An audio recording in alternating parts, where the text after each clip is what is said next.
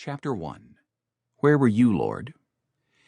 Have you ever had a crisis overwhelm you, maybe even to the point where you didn't think you could survive the experience? Have you ever found yourself facing a set of circumstances so crushing, so utterly devastating that you couldn't imagine how you could ever get through? Have you ever wondered why God allowed a tragedy in your life or in the life of someone close to you? Perhaps you found yourself saying, in so many words, "Lord, where were you?" In the New Testament book of John, the Bible gives us a true-life account of two sisters who had to wrestle with all of those questions. It's the story of an unexpected death and how it brought a great trial of faith and shattered the happiness of a close-knit little family. But it is also the story of how Jesus responds to such situations and how God can gain glory through it all. This story resonates with me in a deep and highly personal way because on July 24, 2008, at 9:05 in the morning, our son Christopher's earthly life came to a sudden and unexpected end in an automobile accident in Southern California. Christopher Laurie was only 33 years old and had been walking with the Lord when he departed for heaven so quickly. He had a wife, Brittany, a toddler, our precious granddaughter Stella, with another baby on the way. He was working at our church, Harvest Christian Fellowship, doing graphic design, growing in his walk with Christ, and studying the Bible more than at any other time in his life. In fact, he had only recently opened up his home for a small group Bible study.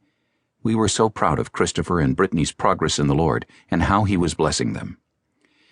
But just because you're serving the Lord doesn't mean you'll avoid tests, trials, and tragedy in your life. Far from it.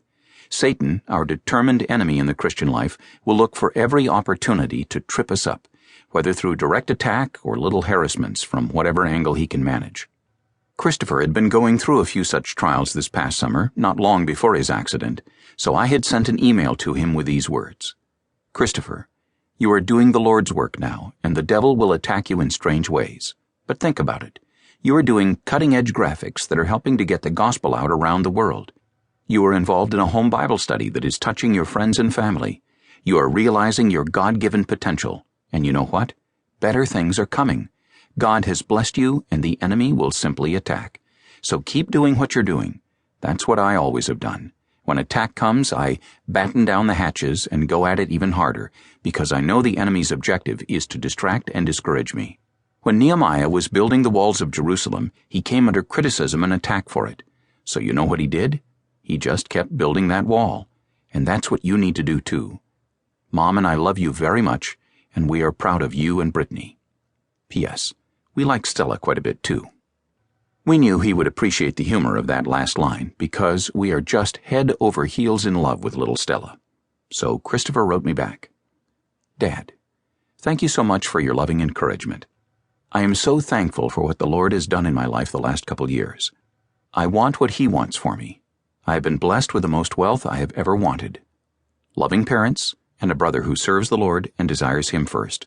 A beautiful wife who knows Jesus. A beautiful daughter with another on the way.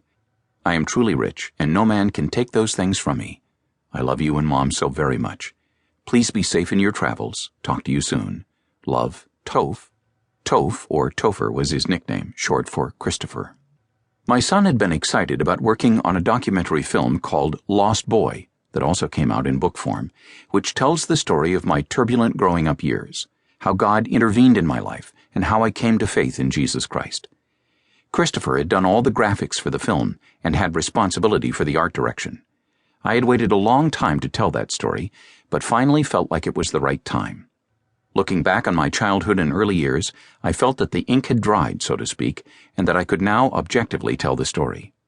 Mostly, I wanted to express the message, here is how God can bring good out of bad.